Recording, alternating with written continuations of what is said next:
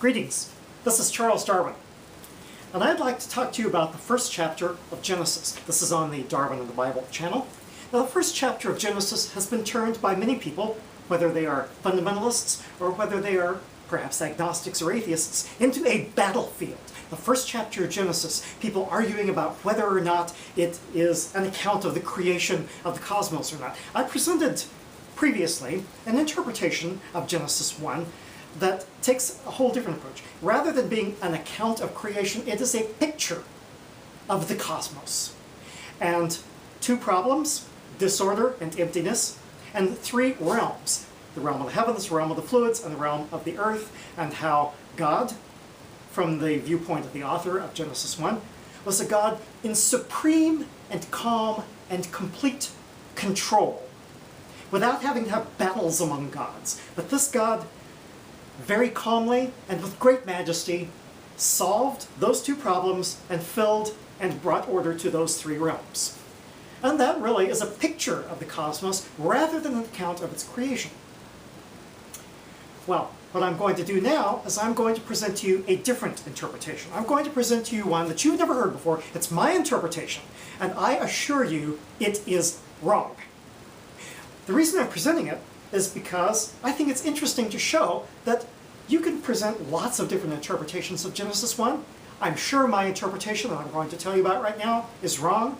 However, it's probably as good as most of the other interpretations that are out there, and that's the point that I want to make right now.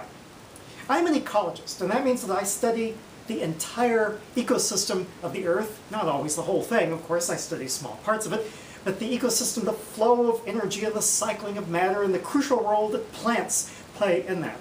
The herbs of the field and the trees of the mountains, and how they put oxygen into the air, remove carbon dioxide from the air, hold the soil down, help in the water cycle, and all of those wonderful things. And then all of the animals and the decomposers all playing their part in the ecosystem of the Earth.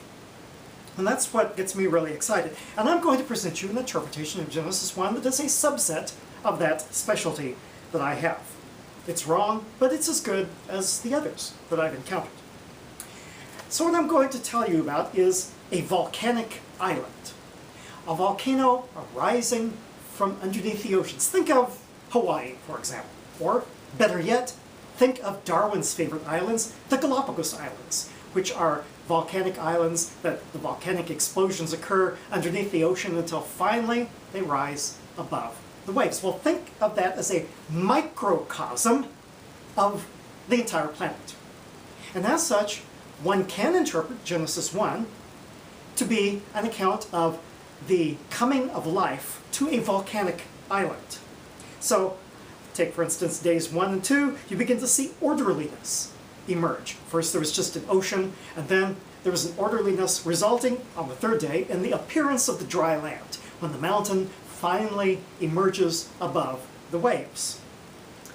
And then you will notice something that is very important to this interpretation, and that is that on the third day, that is in this category, number 3, we find that not only does the dry land appear, but plants also appear. And this is, from the viewpoint perhaps of the author or authors of the Old Testament, plants are an essential part of the land. You can't have a good, blessed land without plants. You'll find this throughout their prophetic writings. You'll find references to how God heals the land by bringing the trees and the fields back to it. You cannot conceive, from this viewpoint, of a good land, a good surface of the earth, a good volcanic island, or the entire earth, without its covering of plants. Without plants, the earth is incomplete. That is what fits into the third day of Genesis according to this interpretation. Now, the fourth day, I don't know what to do about the fourth day. That doesn't seem to fit in at all. But then, it doesn't fit into anybody else's interpretations either, except for the framework hypothesis that I presented previously. Now, the fifth day. This is where it gets interesting, because on the fifth day you have the birds and the fishes. Where did that come from? Well, you know what? When you have a volcanic island, some of the first animals to arrive are the birds, because they can fly across the waves, find a place to roost, and at least for a while, they're free of their normal predators. They can lay their eggs and be relatively safe. So the birds arrive, and when they arrive, they have sometimes mud on their feet, and in that mud is the eggs of fish. and then the fish can hatch, or you can have the fish of the ocean just swim, as they were before, to the volcanic island. Perhaps they would even be more abundant there because of the shallow water with more sunlight, and therefore you could have a greater food chain. So it would make sense that early in the history of a volcanic island you would have the birds and the fishes. And only much later, on day 6, that is category 6, would you have the large animals arriving. And a lot of times they don't, depending on how far away from continental land masses the volcanic island might happen to be. For instance, in Hawaii, there were no native mammals until they were brought there by the Polynesians first and then by the European visitors later.